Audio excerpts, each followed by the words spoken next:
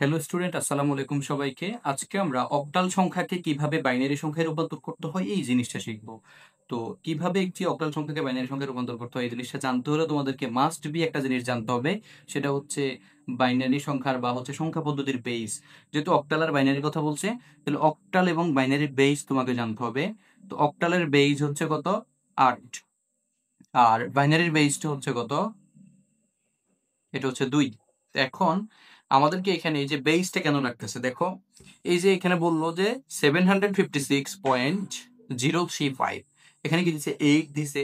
এই যে 8, এই 8 দ্বারা বুঝতেছি যে এটা হচ্ছে কি একটা অক্টাল সংখ্যা, ইকুয়ালস টু এই যে হোয়াটটি আমাদেরকে বললো কি 2, আর এই 2 দ্বারা বুঝতেছি এটা হচ্ছে একটা বাইনারি সংখ্যা। এখন অর্থাৎ বুঝতে পারতেছি কি যে অক্টাল সংখ্যা থেকে বাইনারি সংখ্যায় নিতে বলছে আমাদেরকে। এখন যদি এই জিনিসটা আমরা না জানতাম যে হচ্ছে কোন সংখ্যার বেস কি, এটা যদি না জানতাম তাহলে কি আমরা বুঝতে পারতাম যে কোন সংখ্যা থেকে নিতে বলছে বা কোন সংখ্যায় নিতে বলছে? এখন এই বেসটা জানা কিন্তু খুবই গুরুত্বপূর্ণ, তোমাদেরকে বেস বিষয়টা খুব ভালো করে জানতে হবে। এরপরে হচ্ছে তুমি এটা রূপান্তর করতে হবে। তো রূপান্তর করার জন্য সাধারণত অক্টাল থেকে বাইনারি বা বাইনারি থেকে অক্টাল, বিষয়টা আবারও বলছি আমি, অক্টাল থেকে বাইনারি বা বাইনারি থেকে অক্টাল যখন করতে যাইবা তোমাকে একটা জিনিস ভালো করে বুঝতে হবে। সেটা হচ্ছে অক্টালের প্রতি একটা বিটের জন্য বাইনারি 3টা বিট মিলাই একটা সেট হবে। আমি আবার বলছি, ক্লিয়ার করে নাও বিষয়টা। অক্টালের একটা সংখ্যার জন্য একটা ডিজিটের জন্য বাইনারি 3টা বিট মিলাই এক সেট হবে। মানে হচ্ছে এই যে যেমন 7, এই 7-এর জন্য 3টা বিট আসবে, বাইনারি 3টা বিট মিলাই একটা সেট হবে। যেমন বিষয়টা হচ্ছে এরকম, যেমন আমরা যদি অক্টালের 0 লিখি তাহলে অক্টালের 0-র জন্য লিখতে হবে 3টা বাইনারি সংখ্যা 0, 3টা 0 লিখতে হবে। আর অক্টালের বাইনারির জন্য লিখতে হবে 001। আর অর্থাৎ হচ্ছে কি, তোমার যদি একটা জায়গায় যদি 3 বিটের থেকে 1 বিট কমও হয় তখন তোমাকে কি করতে হবে? শূন্য দিয়ে এটা ফিল আপ করতে হবে। তো 2-র জন্য হচ্ছে কত? 010, এরকম করে বিষয়টা আমাদের ক্লিয়ার হচ্ছে এখানে। যেমন 7, এই যে 7-এর জন্য হচ্ছে 341, তাহলে এই 341 হচ্ছে এক সেট এখানে। তো আশা করি এই বিষয়টা বুঝছো। আমরা এখন হচ্ছে এটা সমাধানটা করবো। তো এখানে সমাধান করতে গেলে হচ্ছে প্রথম আমাদেরকে যে 7 দিয়ে 7-এর নিচে 7-এর জন্য হচ্ছে কত? এই যে দেখো এখানে হচ্ছে 341, 7-এর জন্য হচ্ছে 341, তাহলে আমরা এখানে 341 লিখবো।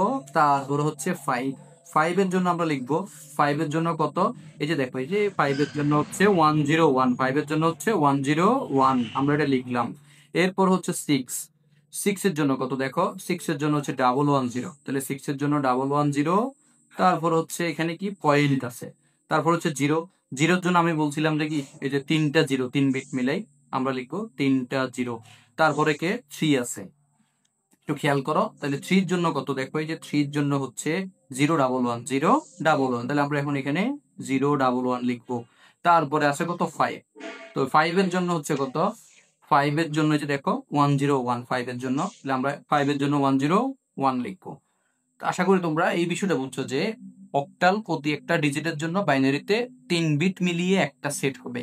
তো এবার হচ্ছে আমরা যদি সমাধানটা লিখি, সুতরাং 756.035 এটা আছে কিসে? অক্টালে। ইকুয়ালস টু হবে 111, 101, 110, তারপরে পয়েন্ট, 110 লেখার পরে পয়েন্ট, 000 হবে। এরপরে আবার 011, আচ্ছা 0 হবে, 11, তারপর হচ্ছে আবার 101। এটা তাহলে কিসে চলে গেল? বাইনারিতে চলে গেল। তাহলে এটা হচ্ছে আমাদের একটা অক্টাল সংখ্যাকে বাইনারিতে নেওয়ার সিস্টেম। প্রতিটা অক্টাল সংখ্যাকে তুমি এভাবে করে বাইনারি সংখ্যাতে নিতে পারবে। তো আশা করি তোমরা কিভাবে একটি অক্টাল সংখ্যাকে বাইনারি সংখ্যায় নিতে হয় এই জিনিসটা খুব ভালো করে শিখেছ। এবং এখানে এটা ভালো করে বোঝার পরে তোমাদের একটা জিনিস খুব ভালো করে করতে হবে, সেটা হচ্ছে প্র্যাকটিস করা। প্র্যাকটিস যত বেশি করবে তত এই জিনিসটা ভালো করে বুঝতে পারবে। তো ভালো থাকবে সবাই, আসসালামু আলাইকুম।